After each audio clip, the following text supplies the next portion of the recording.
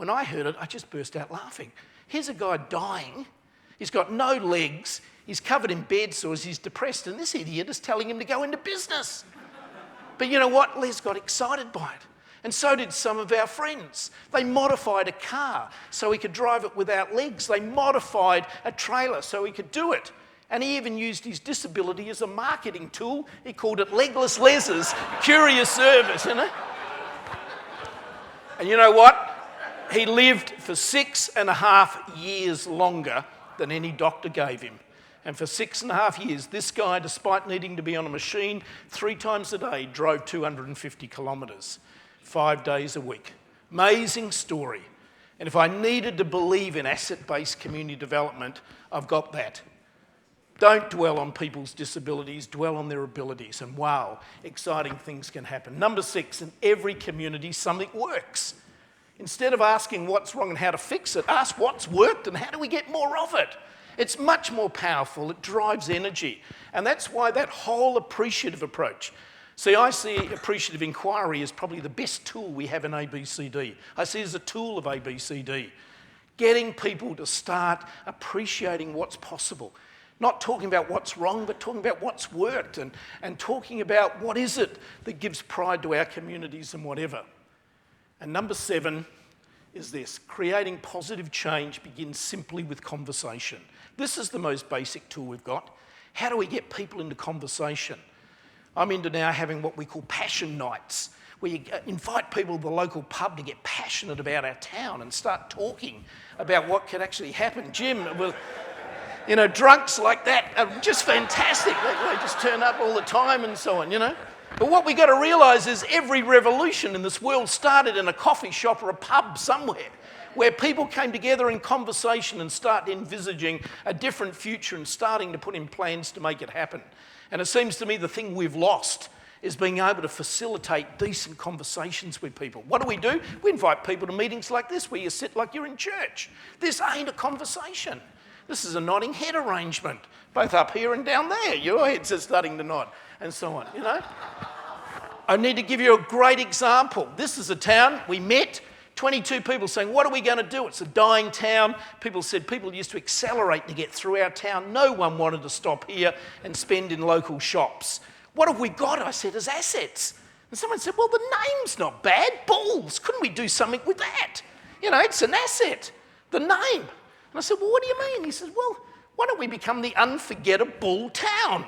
Why don't we invite every business to change their label to include the word bull? And so the police station is...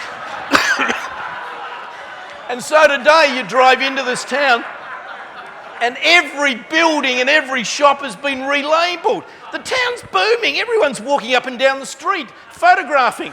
You know, the bank is called Bankable. 6 months ago, the bank's held up.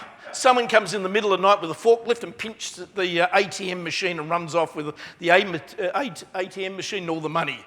You know, the committee running this, very enterprising. Next morning, by 9 o'clock, they had a banner across the front of the bank saying, robbable. And it was on the front page of the national newspaper. What publicity for the town. You know, I just love all the signs you got. The toilet, relievable, you know.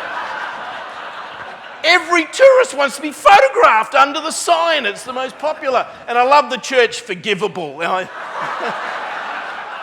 town hall is called sociable and all the rubbish bins are called responsible, you know.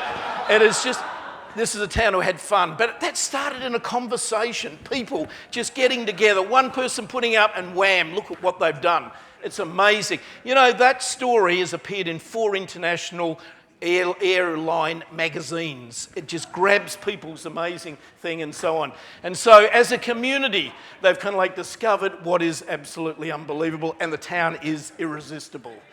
And finally, the starting point for change is always mindset and positive attitudes. It seems to me that what asset-based stuff is get that hopefulness that Jody talked about. It's getting people starting to kind of like talk up and whatever.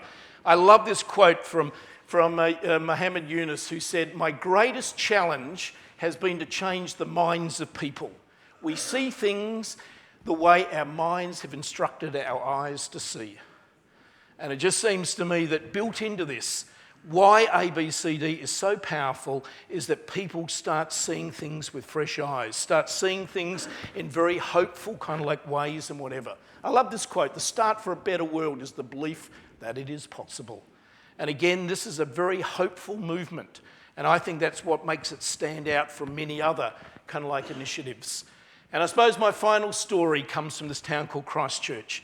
Back there in those late 80s, I've already talked about Kaikoura, but the whole of New Zealand was depressed. And this town, one of the cities, was number 13 out of 14 on a whole pile of employment and economic indicators. It was the second worst city economically and in terms of employment. And back then, they had a mayor who'd been there for 25 years. A mayor who'd had a charisma bypass at some stage in his life and nothing was actually happening and whatever. You know, the place was down, you know, that type of leadership. And so at the election, this young woman called Vicky Buck, she was 35 years old. She'd been on council since she was 17. Half her life had been spent on council, but she was only 35. And she got elected, and she had thousands of great ideas to turn the city around. The first day she's mayor, though, she suddenly discovers a fact. They're broke. There's nothing in the bank. The council is broke. So what did she do? She put an ad in the paper that said, "Hi, I'm Vicky Buck. I'm the new mayor of Christchurch. I need to tell you we don't have any money. But you know what? I've got a telephone, and this is the number. And you ring this number, and I, the mayor, will answer the phone. Ring it with your good ideas." She said, you can imagine a city of 300,000 people, how many crackpots would live in a city of that much? You know, there are thousands of Jim Deers in the audience, you know, live in that place. They would love to be able to pound the mayor with their latest fad. You know, she said, I've got every one of them. But you know what? I found there wasn't one resident in Christchurch who in the course of a shower hadn't thought of a good idea that would turn Christchurch around. And I became a conduit for it. You know, she introduced giraffe awards for people who were prepared to stick out their neck and have a go. She kind of like started to kind of like bring people together. She didn't have money for a business study. She found 5 volunteers to door knock every business in town and ask one question: what's stopping you from doing better? An incredible approach. And within 2 years, the city went from the second worst to the second best. And within a further year, number 1 in the country. You know, 3 years ago, Christchurch won the best managed local government authority in the world in an international local government competition. Amazing story. And I love sitting down with Vicky, and I love saying, and we've become great friends, and I'm just inspired by this woman. And I sit and I always say, Vicky, tell me again all your great ideas. And she almost consistently says to me, Peter, let me remind you that the starting point for change in Christchurch was mindset. We as a community had to start talking up and not talking down. I, as the leader of the town, had to start making negative people deviants, because that's what they are. And this is a favourite quote: I think negative people should be taxed. They require an incredible amount of energy. They're like corgi dogs nibbling at your ankles. And I'm sure they exist to show us the difference between heaven and hell, you know? You know? That's how she used to talk. One of her other great quotes was this: when facing a difficult task, act as if it's impossible to fail. When going after Moby Dick, bring along the tartare sauce. You know? Unfortunately, I used that at a local government conference in Australia the other week, and Greenpeace were in the audience, and boy, they were not happy with my analogy, you know. Can I just close by sharing you really my favourite quote, and I think it really captures what this whole process is about. The future is not a result of choices amongst alternative paths offered by the present, but it's a place that's created first in mind, next in will, then in activity. The future is not a place to which we're going. It is a place we're creating. And the paths to the future are not found but made. And the activity of making them changes both the maker and the destination. And that is what I love about ABCD. It is not the outcomes we achieve that most excites me, but it's the journey that's on it. We're on a journey which is not about a destination. It is about changing the whole way that we actually interact within community. It's an incredibly exciting way. And to see people engaging in this stuff, I think, is the rewarding part of it. I wish you well. Thank you. Yeah.